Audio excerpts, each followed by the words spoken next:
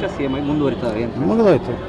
ಸಿದ್ದರಾಮಯ್ಯವ್ರ ಮಗ ಹೇಳ್ತಾನಂದ್ರೆ ಅಧಿಕೃತ ಅಂದ್ರೆ ಯುದ್ಧ ಮುಂದುವರೆದ ಭಾಗ ಇದೆ ಅಂತ ಒಪ್ಕೊಂಡಂಗೆ ಆಯ್ತು. ಅಧಿವೇಶನದಲ್ಲಿ ಶುರುವಾಗುತ್ತೆ ಅನ್ಸುತ್ತೆ. ಏನು ನೋಡ್ಬೇಕು ಅಧಿವೇಶನದಾಗ ಏನು ಇಡ್ಲಿ ತಿತ್ತಾರೋ ದೋಸೆ ತಿತ್ತಾರೋ ಏನು ಒಬ್ಬರು ಕಪಾಳಿಗೆ ಒಬ್ರು ಹೊಡಿತಾರೋ ಯಾರು ನೋಡ್ಯಾರ. ಈಗ ಅಧಿವೇಶನ ನಾಳೆ ಚಾಲು ಅಲ್ಲ, ಇವತ್ತು ಹತ್ರ ಅಧಿವೇಶನ ಇರೋದಿಲ್ಲ. ರೈತರ ಪರವಾಗಿ ಆಗಲಿ ಅಥವಾ ಯಾವ ಜನಪ್ರತಿನಿಧಿಗಳು ಯಾರ ಪರವಾಗಿ ಆಗಲಿ ಅಥವಾ ಜನರಿಗಾಗಿ ಯಾವುದೇ ರೀತಿ ಮೀಟಿಂಗ್ ಮಾಡ್ತಾ ಇಲ್ಲ. ಬರೀ CM ಗದ್ದುಗೆಗೋಸ್ಕರ ದಿನನಿತ್ಯ ಒಬ್ಬರ ಮನೇಲಿ ಒಬ್ರು ಟಿಫನ್ನು ಅದೇ ರೀ ಸಕ್ಕರೆ ಕಾರ್ಖಾನೆ ಹೋದವ್ರಿಗೆ ಅಪಾಯಿಂಟ್ಮೆಂಟ್ ಕೊಟ್ಟಿಲ್ಲ. ಅವ್ರ ಸಮಸ್ಯೆ ಹೇಳಕ್ಕೆ ಅವ್ರ ಟೈಮ್ ಇಲ್ಲ. ಯಾವುದೂ ಡೆವಲಪ್ಮೆಂಟ್ದು ಮೀಟಿಂಗೇ ಇಲ್ಲ. ಬರೀ ಮುಂಜಾನೆ ಹೇಳೋಣ ಆ MLA ಕರಿ ನನ್ನ ಜೊತೆಗಿರಪ್ಪ, ಈ MLA ಕರಿ ನಿನಗೆ 50 ಕೋಟಿ ಕೊಡ್ತೀನಿ 100 ಕೋಟಿ ಕೊಡ್ತೀನಿ ಅಂತ ಹೇಳ್ತಾರೆ. ಆದರೆ ಆಡಳಿತ ಅನ್ನೋದೇ ಕುಸಿದೋಗೈತೆ. ಅಧಿಕಾರಿಗಳು ಅಡಗೋ ಏನಾಗಿದೆ, ಭ್ರಷ್ಟ ಸರ್ಕಾರ ಇರೋದನ್ನ ಆಫೀಸರ್ ಅಂಜಲಾಗ್ಯಾರ. ರೊಕ್ಕ ಕೊಟ್ಟೆ ಬಂದಿರ್ತಾರೆ.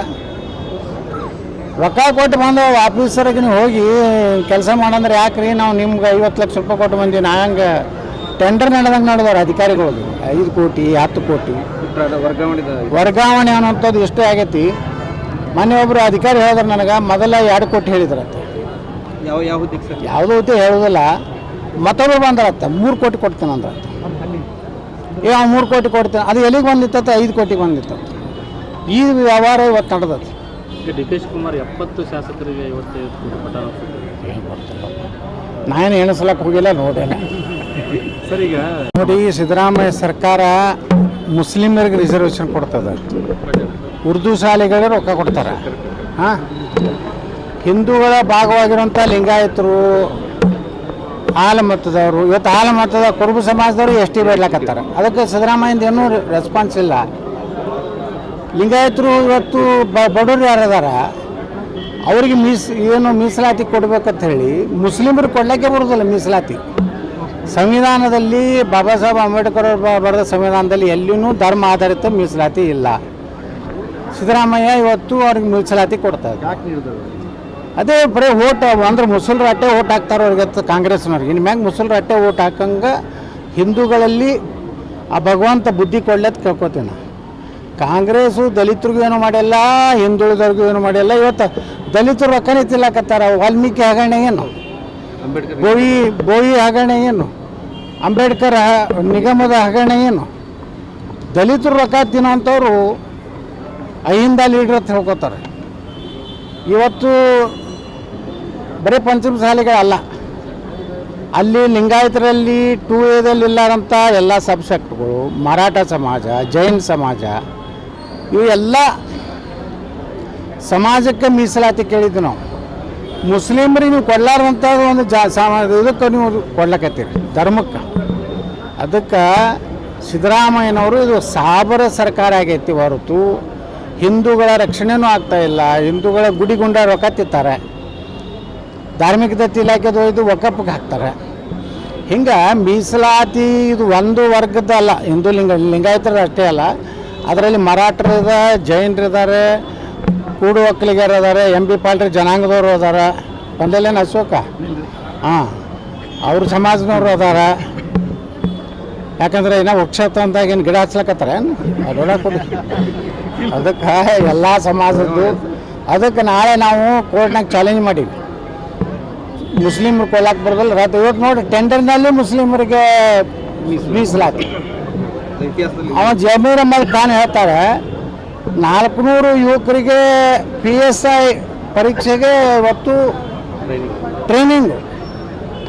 ಅಂದರೆ ಎಕಡೆ ಹೊಂಟೈತೆ ಸರ್ಕಾರ. ಅದನ್ನು ಜನಜಾಗೃತಿ ಆಗಬೇಕು. ನಾಳೆ ಅವ್ರು ಏನು ಮೌನ ಹೋರಾಟ ಮಾಡ್ತಾ ಇದ್ದಾರೆ. ಇನ್ನೂ ST ಜನಾಂಗದವರೇ ಇವತ್ತು ನಮ್ಮ ಕುರುಬ ಸಮಾಜದವರೇ ಹೋರಾಟ ಮಾಡೋರು ಅದಾರೆ. ನಿನ್ನೆ ನಮಗೂ ಪತ್ರ ಬಂದದ. ಮತ್ತು ಸಿದ್ದರಾಮಯ್ಯ ತನ್ನ ಸಮಾಧಾನಕ್ಕೆ ಮಾಡಲಾರ್ದೇ ಬರೀ ಸಾಬ್ರು ಬೆನ್ನ ಹತ್ತಾರೆ.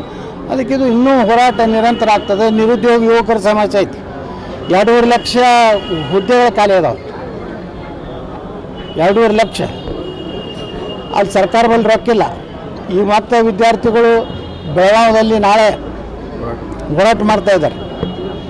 ಇದೇ ರೀತಿ ಸಿದ್ದರಾಮಯ್ಯ ಸರ್ಕಾರ ಸರಿಯಾದ ರೀತಿಯಲ್ಲಿ ಇವತ್ತು ನಿರುದ್ಯೋಗ ಯುವಕರಿಗೆ ಸ್ಪಂದನೆ ಮಾಡದಿದ್ದರೆ ಯಾವ ಸಮುದಾಯಗಳಿಗೆ ಅರ್ಹತೆ ಮೀಸಲಾತಿ ಇವತ್ತು ಸಿಗಬೇಕಾಗಿ, ಇವತ್ತು ಇನ್ನೂ ಒಳ ಮೀಸಲಾತಿ ಇನ್ನೂ ಕ್ಲಿಯರ್ ಇಲ್ಲ.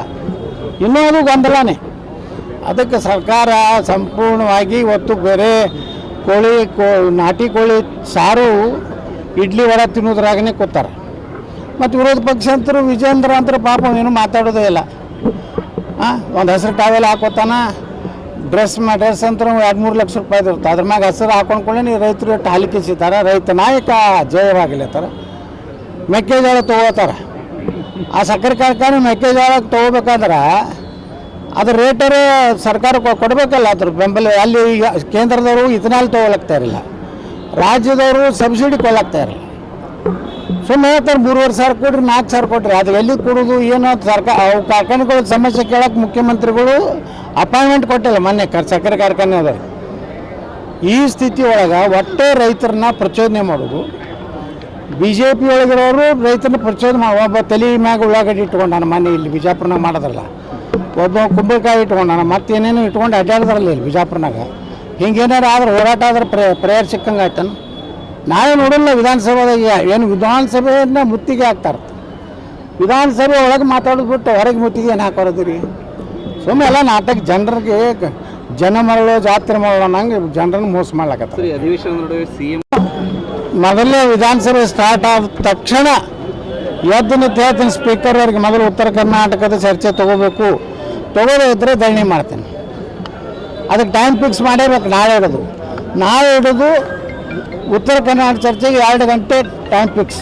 3ರಿಂದ 5 ಕೊಡ್ತಿರೋ, 5ರಿಂದ 7 ಕೊಡ್ತಿರೋ ಪ್ರತಿ ದಿವಸ.